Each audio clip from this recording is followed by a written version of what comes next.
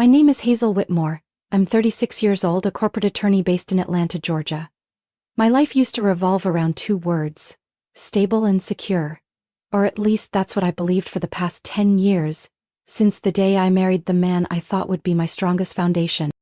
Jared Whitmore is a regional director for a major pharmaceutical company, a calm, resourceful man who always knew how to make everything look perfect from the outside. We met at a symposium in Houston. He approached me, slowly, deliberately, as if he knew exactly when to step forward and when to hold back. Everything between us unfolded so smoothly, I once wondered if fate was handing me a gift. We got married when I was 30. A simple wedding by Lake Tahoe, just close friends and family. I still remember the way he looked at me under the golden afternoon sun, warm, composed, and full of promise. 7 years passed and we built the kind of life people envy. A 2-story home in East Cobb, a new SUV, 2 golden retrievers, and summer vacations in Colorado. But what others saw was just the surface. About a year ago, I started noticing changes. At first, Jared came home late on Wednesday nights. Then it became more frequent. He always had an excuse: strategy meetings, product launches, or simply, things are hectic lately. I believed him. I wanted to. I was too exhausted from long hours at the firm to question it. Some nights I sat in the kitchen under dim light until nearly midnight, convincing myself he was stuck in traffic or finishing a quarterly report. But patience has a limit. One Friday night, after a full day in court, I came home and found his shirt draped over a chair, scented with a cologne I'd never smelled on him before. It was sweet, sharp, and far too youthful for a 43-year-old man. I asked about it. He smiled. "Oh, just trying something new. Don't like it?" I didn't answer. I walked into the kitchen, opened the fridge, grabbed a soda, and drank half the can, trying to swallow back the questions I wasn't sure I was ready to hear the answers to. A week later, I got a message from an old law school friend, Laura, who now works in the legal department at Jared's company. Her message was just one sentence. "Hazel, I know I probably shouldn't say anything, but I just saw Jared having dinner at Sky Terrace with a blonde. It wasn't you. They were sitting very close. Are you okay?" I read the message over and over in my car, parked outside the office. My heart didn't race, I didn't cry. What I felt was a terrifying hollowness, like every cell in my body had suddenly frozen. I replied, "Thank you. I guess I was more okay before reading that." Her name was Amelia.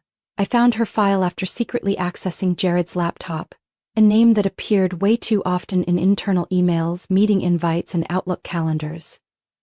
Amelia Hart, new marketing associate from headquarters, 28, blonde, and a former fitness model. The kind of girl who knows how to smile at the right moment and call older men sir with a voice that makes your skin crawl. I met her once at last year's Christmas party. She told me my dress complimented my skin tone. Looking back, I think I smiled back at her. Probably the same way I smile at witnesses on the stand that I don't trust. I'm not someone who jumps to conclusions without proof, but I'm also not the kind of woman who closes her eyes when every instinct in her chest is screaming. After Laura's message, I started watching Jared like a stranger. The way he took calls in another room, the absence in his voice, the physical touch that slowly disappeared. Everything had a reason, and I was starting to understand it. I didn't confront him right away. Instead, I went to Sky Terrace on a Wednesday evening right at 7 p.m. Jared had told me he had a meeting with the Savannah office. I ordered a glass of white wine and sat in the most discreet corner, where I could observe without being noticed. And then they walked in. Jared and Amelia. I had prepared myself.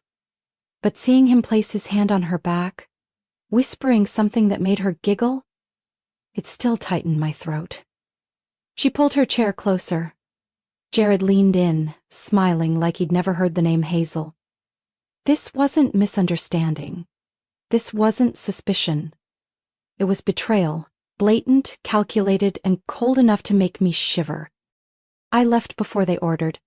I didn't want rage to lead me. I needed him to say it first. 3 days later, after Jared finished his shower and was towel drying his hair in the bedroom, I sat at the edge of the bed, keeping my voice steady. "I saw Amelia at Sky Terrace last week." The towel slipped from his hand. His eyes froze for less than a second before darting away. Oh, I think you misunderstood something? No, I didn't. I saw you sitting with her, your hand on her back, and I remember she once said she loved cedarwood cologne, the one you suddenly started wearing. He laughed awkwardly and walked to the vanity, trying to dodge the conversation. Hazel, you know, this isn't as serious as it looks. She's just a coworker. Things between us have been distant lately. Since when? I asked, my tone sharp. Since I started working 70-hour weeks so you could invest in real estate? Or since you began deleting meetings from your Outlook calendar? He turned, caught off guard and frustrated. All right, you want honesty? We've been seeing each other. But I didn't plan it. It just happened. I stood up and looked him in the eye. Affairs don't just happen. You didn't trip and fall into her bed. You chose this over and over. Jared didn't respond, and I knew right then I'd reached the end of our marriage. I packed his things that weekend. I didn't cry. I didn't beg. The house belonged to both of us. But I stayed. Some things I wasn't ready to let go of yet. And some things he no longer deserved to keep. I thought that was the end. I thought I had already faced the worst of it. But 6 weeks later he came back. And not with an apology. It was a rainy Thursday afternoon. Jared stood under the porch overhang, coat soaked, eyes staring at me with a mix of panic and hope. We need to talk, he said. I crossed my arms. We already did. There's nothing left. Hazel, he swallowed hard. Amelia's pregnant. 11 weeks. It's mine. I heard the rain behind me, felt my heartbeat pound like it wanted out of my chest, but my face stayed still. No anger, no sadness. Just a strange, bottomless quiet. Like I was seeing him from somewhere very far away. What did you come here for? I asked. Congratulations? Here is your original text translated into natural American English. Following your instructions regarding currency, measurements, and time formatting, all content has been preserved without additions. You think I deserve to know? I nodded. Know for what? So I can keep watching you build the life you once promised to build with me? Just with someone else? Jared didn't answer. He stood there, motionless, like a statue. And I closed the door. That night, I lay on the couch in the living room, the soft glow of the lamp casting an amber hue on the wall. I stared at the ceiling, replaying our wedding vows in my head. For love, for trust, for a shared future. Each word now sounded like a cheap line from a bad play. No, I wasn't falling apart, I was waking up. And for the first time, I wasn't afraid to face the truth. We began the divorce process in early October, at Jared's attorney's office in Midtown. I had everything ready. Asset documents, bank statements, even the texts he sent me during the entire affair. I wasn't going to fight with emotions. I wanted to finish this with clarity. Amelia came with Jared. She wore a tight-knit dress, her bumps starting to show beneath a beige trench coat. She looked like she was heading to a photo shoot for a successful pregnant entrepreneur. When her eyes met mine, she gave a polite smile, but only for a split second. Throughout the meeting, something felt off. Amelia kept checking her phone. She didn't look at Jared while he spoke with the lawyer. Every time it buzzed, she glanced at it quickly, then set it face down on the table. At one point, she stepped out for nearly 5 minutes to take an urgent call. Jared's lawyer scratched his head and chuckled. Pregnancy tends to complicate everything a bit, right? But this wasn't just complicated. Something didn't add up. A few days later, while at the notary office to sign over some transfer documents, I ran into Daniel Sutter, Jared's college best friend and the best man at our wedding. He was the only one from Jared's circle who still checked in with me after everything happened. When he saw me, he looked like he wanted to say something, then hesitated. I nodded in greeting and was about to walk past when he called out in a low voice. Hazel, if you have a moment, I think there's something you should know. We stepped into a small coffee shop nearby. Daniel ordered an espresso, but didn't touch it. His hands trembled slightly as he stirred the already unsweetened drink. What is it? I asked, keeping my tone calm. He looked up, his eyes conflicted. I was involved with Amelia. Before she joined Jared's company, I froze. We met at a marketing conference in Nashville back in February. It started as a fling, but it lasted almost 3 months. Then she just vanished. Vanished? I echoed. No texts, no calls, no explanations.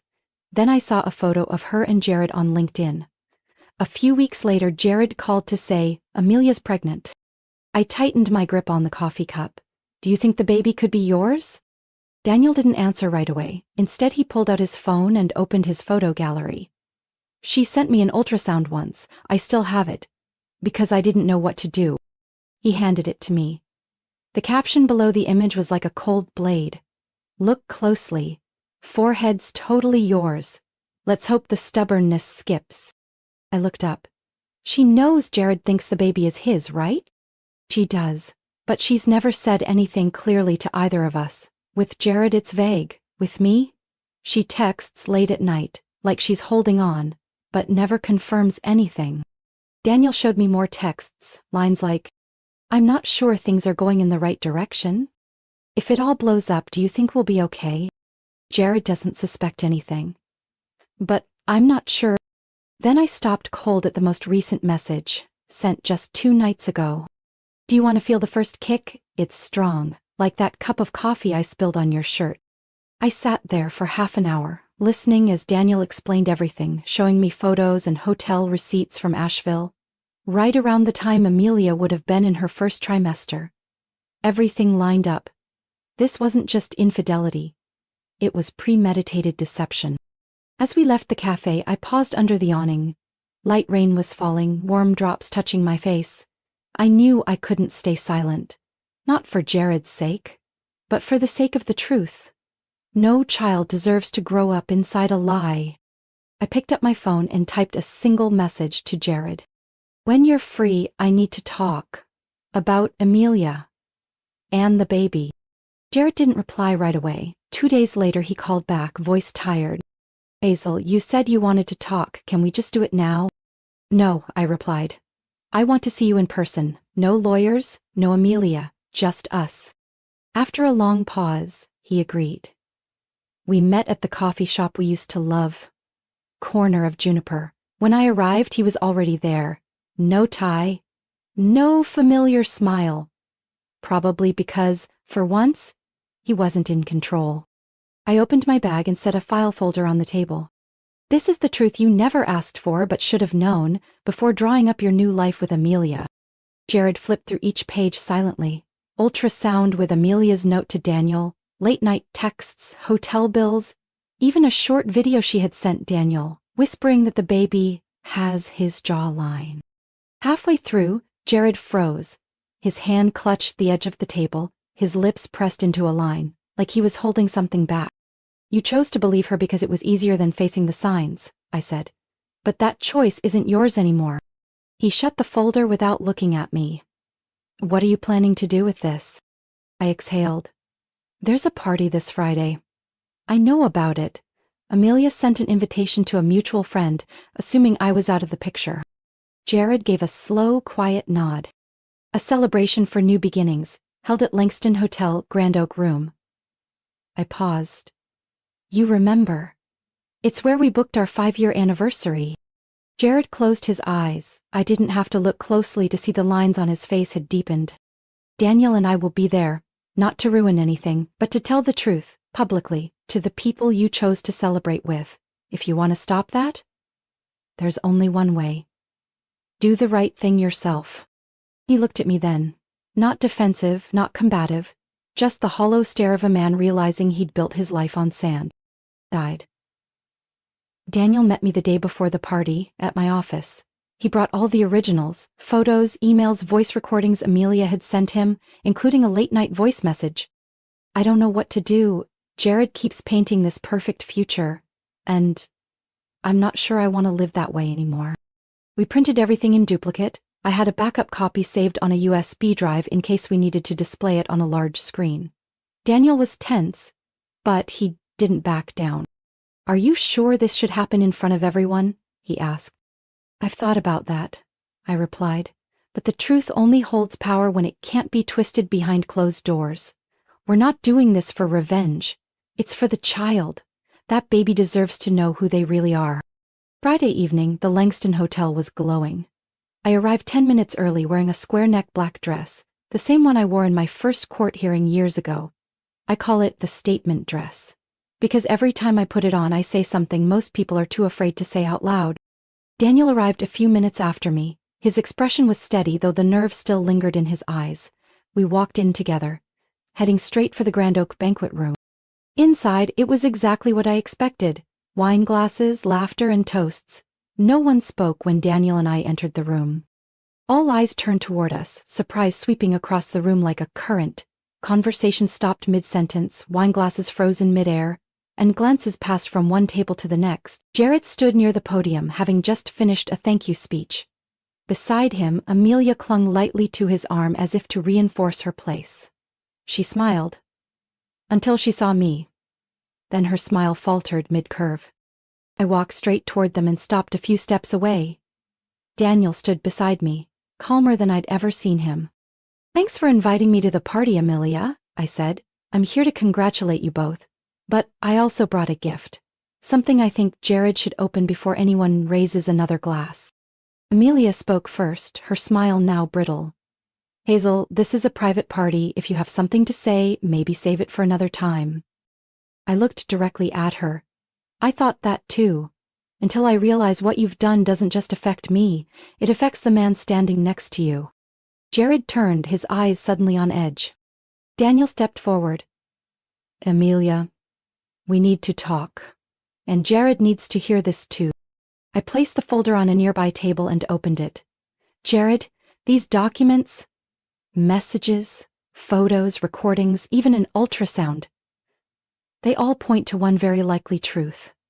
The baby Amelia's carrying might not be yours." He froze in place. Amelia let out a dry, sharp laugh. "What is this, classic jealousy, Hazel? Or are you trying to play the victim again, Daniel?" Daniel shook his head. "Amelia, you know better than anyone this isn't some story I made up. You're the one who sent me the ultrasound with the note, 'Forehead's totally yours.' You're the one who messaged me at midnight saying you weren't sure if Jared was the father." "That's not true," she snapped. "It was a joke. Daniel, you're twisting everything to suit yourself." I pulled out a printed photo from my phone, the one she had sent Daniel, along with the recording of her voice saying, "Do you want to feel the first kick?" I turned to Jared. "Were you ever invited to her ultrasound appointments?" He slowly shook his head. "She told you the doctor didn't allow guests?" Jared nodded quietly. Daniel murmured, "Hazel, play the video." I turned up the phone speaker, holding it near the mic on the table. Amelia's voice came through, soft, polished, unmistakable.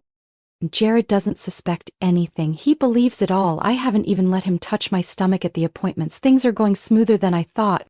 The room held its breath. Amelia gasped. "That's fake.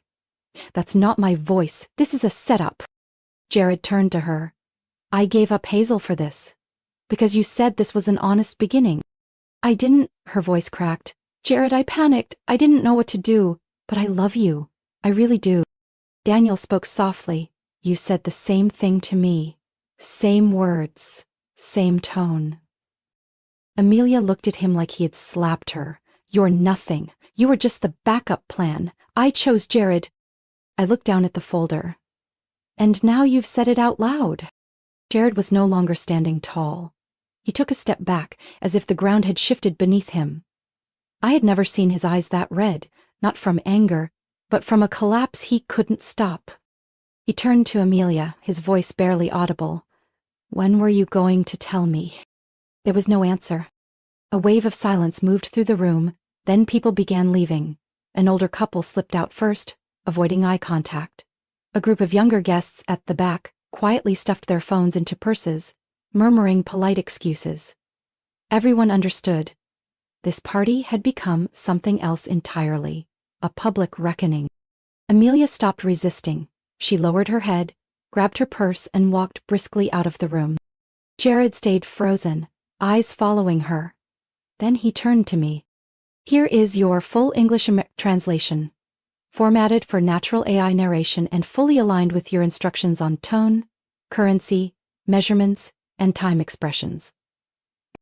"Thank you," he said, his voice rough. for not letting me live in that illusion any longer. I nodded slightly. I didn't do this for you, I did it for the truth. And for the child. They deserve to grow up knowing the real story. Daniel stood next to me, silent but steady. We didn't win anything. But we were no longer deceived. After Amelia left the party, the air inside the room never quite returned to normal. Jared stood frozen. The remaining guests lingered, partly out of politeness, partly out of curiosity, waiting to see what would happen next. I didn't say anything else. The truth had already been laid out in that room, and there was no need to repeat it. Eventually, Jared turned to me. His eyes were red, no longer sharp with confidence like the man who once led every meeting without hesitation. Hazel, he began, voice on the verge of breaking. I was wrong. About everything. About you, about her, about that so-called new beginning I blindly chased. I looked at him, quietly. I don't know how to make it right, he continued. But if you give me a chance, just one, I'll prove some things can be fixed. I took a deep breath. Not everything needs fixing, Jared. Some things need letting go. I can't let you go, he said quickly. 7 years, Hazel. We were a team. I was foolish, but you know me better than anyone, right? You don't know who I am anymore, I replied. The woman you left 6 months ago isn't here now. She survived. She learned how to breathe again, and she realized her worth doesn't depend on how someone else sees her. Silence. Jared lowered his head, shoulders trembling slightly. It continued, calmly. I'm not saying this to punish you, I just moved on. Moved on? He looked up. You mean someone else? I nodded. We reconnected at a legal conference 3 months ago. His name is Noah Bennett. We went to college together, lost touch for years. Jared seemed stunned. His face looked hollow, as if he'd lost both his direction and his anchor. Do you know what it felt like seeing you walk into that room tonight? He asked hoarsely. I thought you came to destroy the evening, but instead, you saved me from living a lie for the rest of my life. I didn't deny it. I didn't do it for you. I did it for the child and for Daniel. Daniel, still standing at the corner of the room with his hands in his pockets, stepped forward, slow but firm. I'll take responsibility, he said, looking Jared in the eye for the first time. If the baby's mine, I'll step up as a father. No court orders, no paternity test if it's not needed. I'll be there. Jared nodded, no longer defensive. Just a man forced to face the truth too late. I left the party not long after. On the way home, Daniel texted. Thanks for not letting me fall apart alone in that room. I replied, no one deserves to be stuck between truth and a lonely lie. 3 weeks later, Amelia officially left Atlanta and returned to her mother's home in Portland. I heard from an old colleague that she planned to give birth at a small local hospital. Daniel didn't follow her, but he booked a flight to Oregon the week of her due date. He said he couldn't turn his back on his child, even if things hadn't started as planned. I don't hate her, Daniel told me once. I just feel sorry for everyone who got caught in the fallout of her choices. As for Jared, he requested a transfer to the Charlotte branch. In a short email sent to me on the day he moved, he wrote, I'm trying to become a better man, not to win you back, but because I owe that to myself. I didn't respond, but I kept the email, not out of regret, but because I once loved that man and now I hope he can salvage the best parts of who he was. As for me, Noah and I are still getting to know each other. No rush, no weight of expectation. He didn't come to fill a void, but to walk alongside me. On weekends when he brings his daughter from a previous marriage to visit, I feel something soften inside me. Life no longer feels like a rigid blueprint. It's more like jazz, sometimes offbeat, but always room for something real. 2 months after the party at the Langston Hotel, I got a message from Daniel. She's here. Her name is Lily. She's got my jawline, cries like no one else. I smiled reading it, not because it was a perfect ending, but because in all that chaos something still managed to grow. A child born out of disorder, but deserving of a gentler start. Daniel sent a photo. Lily curled in a knitted blanket, eyes shut, lips slightly curled as if dreaming of a world not yet cracked. He didn't need to say it. I knew he would stay. Not because of obligation, but because something deeper had anchored him. He flew to Portland as soon as the hospital called. He didn't stay with Amelia, but he signed the birth certificate. I knew that wasn't easy. But he chose what was right, not what was convenient. Jared left Atlanta. I haven't heard anything since, only that he's trying to rediscover himself in a city where no one knows him as someone's husband or father. Sometimes distance is the only space, wide enough to hold what's left. My life now looks nothing like the woman who once sat in a dark kitchen waiting for a text that never came. I wake earlier, eat breakfast slower, and no longer force myself to be strong all the time. Noah, the man I once called the missed turn, has become my real companion. We're not rushing, not covering cracks with new paint. Every conversation, every dinner we cook, every weekend with his daughter at the park reminds me, love doesn't blind you, it illuminates. We're planning a small backyard wedding, no bridesmaids, no stage, just a few friends, some candles, and a quiet promise. I used to think happiness was a destination. Now I know, it's something we learn to build, day by day, even when your hands are still shaking and your heart still remembers pain. People often ask, Hazel, if you could go back, would you choose a different path? The answer is no. I don't regret loving Jared. I don't regret trusting him. Because without those years, I wouldn't have had the courage to face the truth, or the strength to rise from heartbreak without becoming hardened. This isn't a revenge story. I didn't stand up to expose someone just to make them hurt like I did. I did it because truth deserves to exist outside whispered corners. I didn't survive to prove anything to the world. I survived because I deserve to live a life I choose for myself. And if you've made it this far, if you're in the middle of betrayal, doubt, or loss, I don't have perfect answers, but I do have this. Truth, as brutal as it is always the beginning of freedom. Last night, while watering the garden, I caught a blurry glimpse of myself in the window pane. No chaos, no shields, no need to pretend to be anyone else. Just a woman, standing in her own garden, knowing exactly what to keep and what she's finally ready to release. No need to say it out loud, some things are already clear enough. Hazel's story isn't just about overcoming betrayal. It's a reminder that truth, even when painful, is where freedom begins. In real life, we all face collapses that feel impossible to recover from. But how we respond, how we listen to ourselves and move forward with grace, defines who we become. Not the one left behind, but the one who stood up and rewrote her story, on her own terms. What do you think about Hazel's journey and the choices she made? Share your thoughts below, and don't forget to follow the channel for more heartfelt, meaningful stories about life, love, and family.